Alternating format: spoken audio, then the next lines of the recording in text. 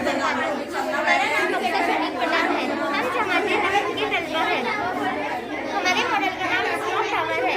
इस मॉडल को बनाने की सोच जदीद ज़माने की बढ़ती हुई आलूगी को पेश नज़र रखते हुए हमने इस मॉडल को अब्दुल सत्तार सच्ची शहरी घराने में तैयार किया। मैं इस मॉडल की तफसील आपको बताऊंगा। और समाज सफाई लगती है की नहीं देती। ये 2 नस्ल से मिलकर बना हुआ है।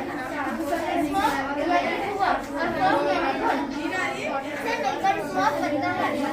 धुआं और धुआं की कसावट हवा को बढ़ा देता है, जिसकी वजह से सांस लेने में तकलीफ होने लगती है।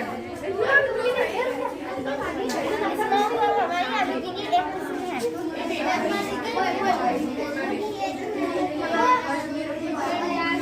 हवाई आलूगी कम करने वाला नहीं है। स्मोक टावर नंबर 40 से ज्यादा कंपोस्ट इस्तेमाल करके एक स्मोक टावर बनाया जाता है। इस स्मोक टावर को हथेली और पेंसिल के टूल से बनाया है। इस स्मोक टावर आलूगी रख करने वाले विनाश को मकसद